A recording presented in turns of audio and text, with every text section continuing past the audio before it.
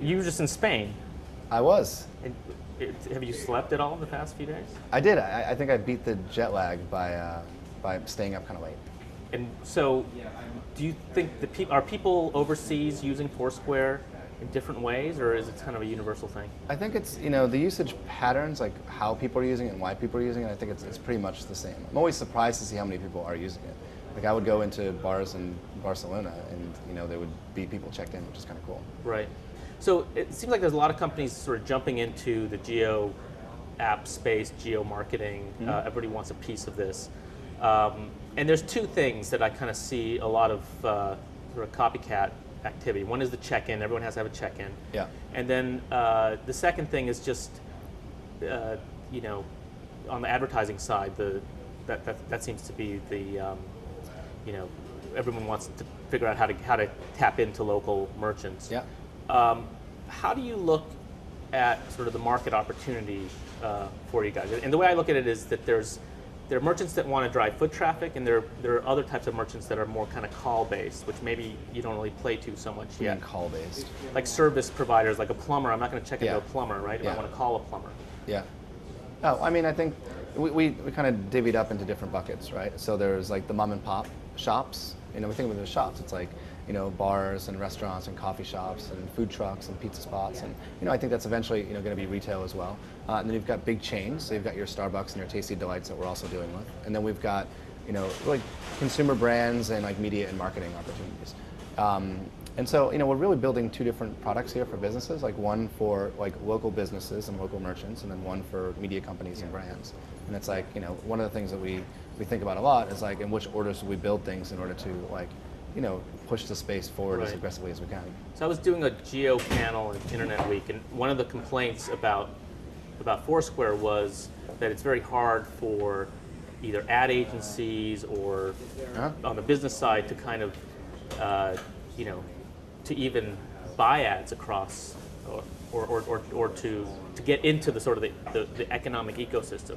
So what's been your, like, when is that going to open up? And obviously you have priorities, in terms of you have a limited staff, et cetera. But what can sort of the the merchants and B, the advertising community, what kind of expectations can you set for them in terms of sort of a self-serve model, being able to sort of tap into this more easily? Yeah, I mean, we've only been doing this for probably like 8 months or so, like trying to do a lot of stuff with local merchants. And so, we're constantly figuring out like where the friction points are and what we need to do to remove some of that friction.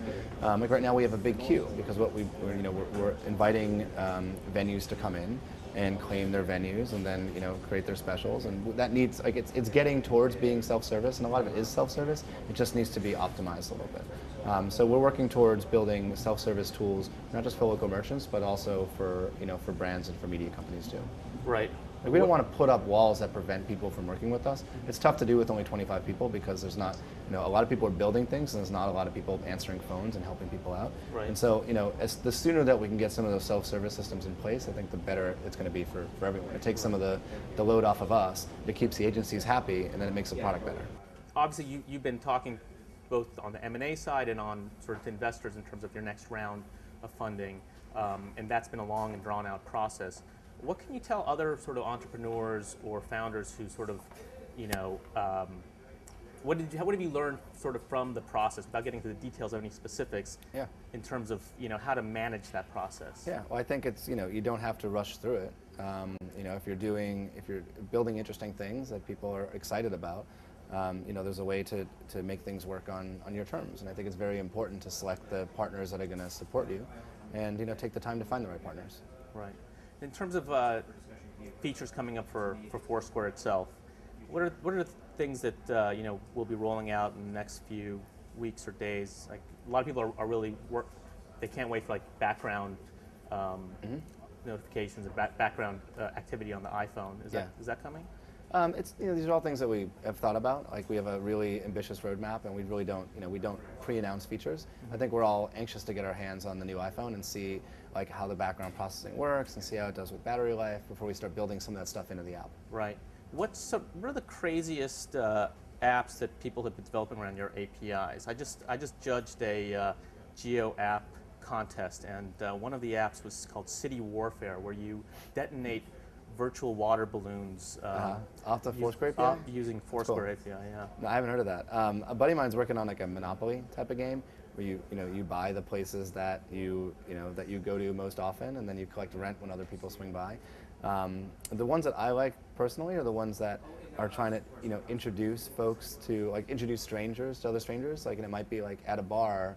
Like, how do I get to meet the people that are in my neighborhood or people that are also here? There's one app called Assisted Serendipity that will ping you when the girl-to-guy ratio falls in your favor at like one of your favorite spots. So things like that, people that are finding interesting and really creative ways of using the API to spread information is kind of really fascinating to me.